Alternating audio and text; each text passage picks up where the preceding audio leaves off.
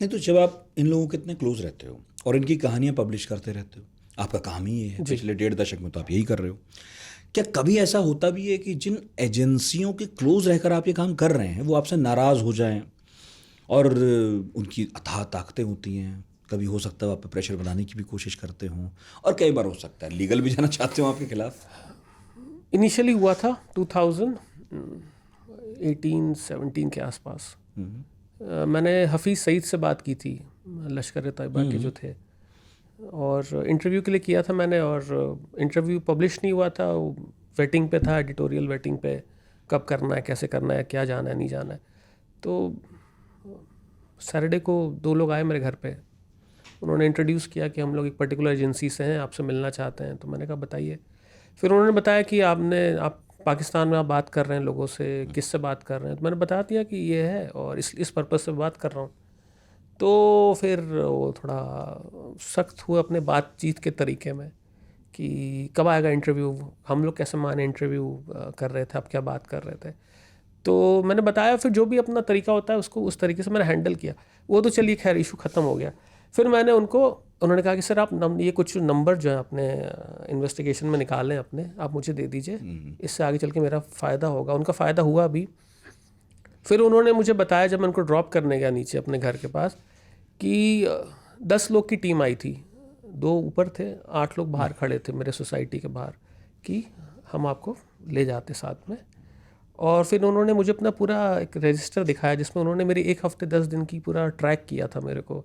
मैं उस समय मेट्रो से जाता था ऑफिस, कि मैं 10 बजे निकलता हूँ, सेक्टर 18 का मेट्रो लेता हूँ और फिर वहाँ से वहाँ उतरता हूँ। मेरे कलीग साथ में आता था, उसका डिटेल था कि वो कलीग उस स्टेशन से चढ़ता, वो इनके साथ आता है। 1 हफ्ते उन्होंने पूरा ट्रेस किया, मेरी गाड़ी का नंबर ये है। तो फिर मैंने उनसे कहा, अब इतना आपने रिसोर्स बर्बाद कर दिया, आप मेरे से उसी समय रोक के पूछ लेते या फ़ोन करके पूछ लेते तो आप कितना रिसोर्स बर्बाद नहीं होता। उसी समय हुआ था। बाकी फिर हाँ, एक ही समय था कि थोड़ा इंटरवेंशन हुआ। उसके बाद जब एजेंसी और सिक्योरिटी अपैरेटस आपको जानने लगता है, फिर सही हो जाता है। हाँ, फिर धीरे धीरे पता चल जाता है, जैसे हमारा काम है ऐसे ही इनका भी काम। बिल्कुल।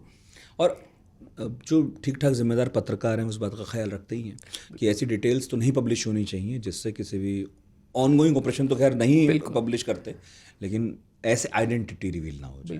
ये बहुत इंपॉर्टेंट चीज़ है ये, कि आप जैसे अभी मेरे दिमाग में वही चल रहा है कि मैं ऐसा कुछ ना बोल दूँ आपसे बात करते करते कि मेरे को आगे दिक्कत हो, इसलिए मैं बहुत अवॉइड करता हूँ पॉडकास्ट। और नहीं, हम भी बहुत जिम्मेदार हैं, एडिट करते नहीं, मैं समझ गया, थैंक यू सो मच। कहेंगे तो उतना हिस्सा नॉर्मली हम कुछ एडिट नहीं करते, रॉ है सब। राइट। लेकिन ये बात भी ठीक है कि हम भी समझते हैं कि एक अजीबोगरीब सा पेशा है पत्रकारिता भी, कि जिसमें आपको कितना बताना है और कितना छिपाना है। ऐसे मामलों में इसका विवेक होना बहुत ज़रूरी है। बिल्कुल।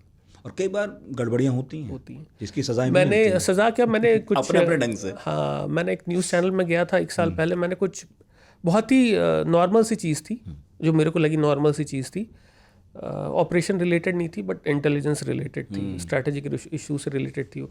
मैंने बोल दिया वो। तो मेरे दोस्त थे, उनका आया था फ़ोन बाद में, यार ये आपने क्यों बोल दिया, ये नहीं बोलना था आपको। चलिए हमें कोई डैमेज नहीं हुआ बट फिर भी आपको नहीं बोलना चाहिए था, और मेरा इंटेंशनल नहीं था। वो बोलते हैं ना कि आप बोलते बोलते आप बोल जाते हो कुछ चीज़ें, that is the thing. Yes.